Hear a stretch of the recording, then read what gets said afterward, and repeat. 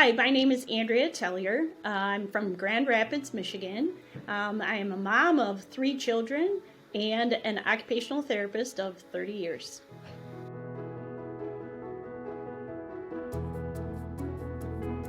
As an OT mom, I realized somewhat early on in my children's lives that they were learning to read a little bit differently than I expected that part of life would go.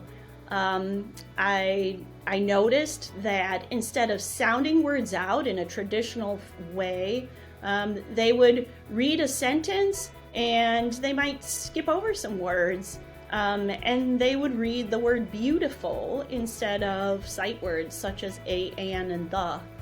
And I began to be intrigued and concerned about that. And I also noticed at times that we were having some difficulty with comprehension, especially to testing. And so, being an occupational therapist, I thought I'm gonna need to employ some of my own skills here to figure out what's going on, because I had a difficult time finding anyone that was an expert in the area of my concerns.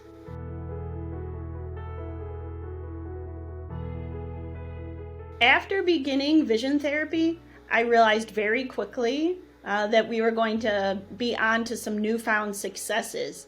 I was pretty surprised at how quickly, as Bryce speaks of the eye-brain connection, I was pretty surprised at how quickly that started to come together for my boys. I remember distinctly being in our local grocery store and walking through a section where my son looked over at some artwork that was on a couple of beer cases that we had absolutely no intention of purchasing. But the words were on a slant and it was very artistic, and he looked up at me with big, huge eyes and he said, "Mom, I can read that." And I still remember the type of craft beer that it was. And we stood there in the aisle just embracing and hugging each other and being so surprised.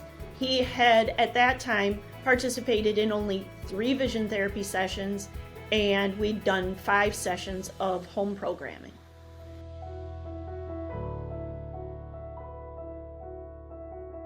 We suggested to them that we thought it was really important that we embark upon a journey of vision therapy, and it might take a long time. This was going to require some dedication on our part to work through our convergence insufficiency and our visual challenges. And they didn't balk at it. They kind of realized themselves that these were going to be their people. And so we initially attended visits for the purpose of improving learning and making reading and academics easier. And it didn't really take very long at all before the boys started noticing some increase in their automaticity for sport. And then I would say that was the absolute hook. We noticed that exit velo when hitting went up. We noticed automaticity in the infield when fielding ground balls. And so vision therapy just very quickly became a way of life.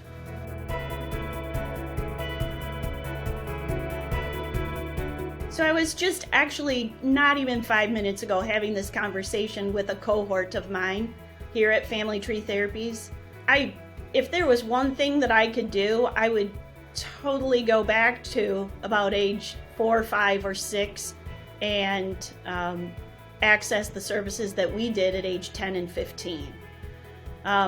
Unfortunately, I listened to a very dear cohort of mine who I respected, and when I thought that vision therapy might be something we needed to look into, the advice that I received was, "Oh, that's just quackery."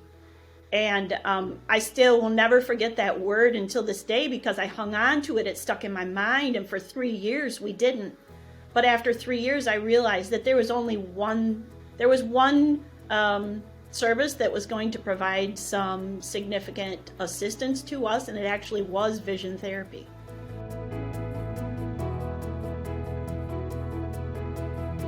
So in this case, I feel that being a vital visionary means that one ought be concerned about looking at life through a little bit of a different lens.